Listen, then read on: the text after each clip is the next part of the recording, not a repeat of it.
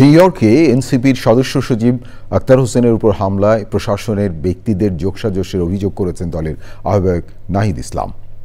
রাজধানী বাংলা মোটরে এনসিপির অস্থায়ী কেন্দ্রীয় কার্যালয়ে জরুরি সংবাদ সম্মেলনে কথা বলেন নাহিদ ইসলাম। তিনি বলেন, শাপলা প্রতীক পাওয়ার ব্যাপারে এখনও অটল এনসিপি। আরও জানাচ্ছেন তাফিমুল ইসলাম।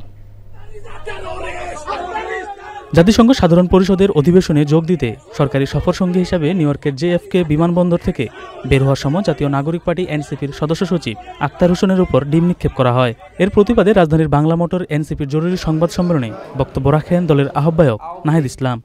এত তৎপরতা করার সুযোগ পাচ্ছে। নাহিদ ইসলাম বলেন, আক্তার হোসেনের উপর হামলা বিচ্ছিন্ন কোনো ঘটনা নয়, এর পেছনে প্রশাসনের কর্তা ব্যক্তিরাই জড়িত বলে সন্দেহ তার। সেখানে তাদের সম্পূর্ণ নিরাপত্তা এবং সম্মান নিশ্চিত করার দায়িত্ব ছিল সরকার এবং প্রশাসনের, সেটি করতে তারা ব্যর্থ হয়েছে। দ্বিতীয়ত, এটি কোনো বিচ্ছিন্ন ঘটনা নয়।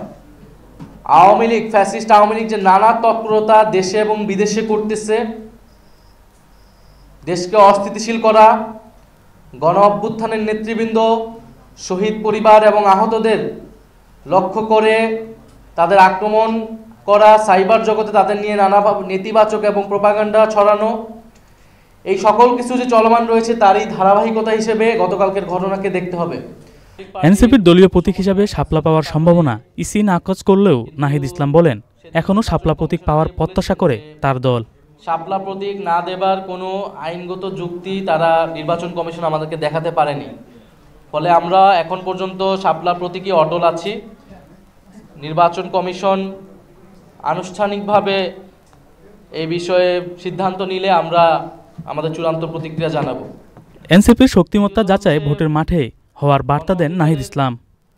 গণ অধিকার পরিষদের সাথে তাফিমুল ইসলাম, চ্যানেল আই, ঢাকা।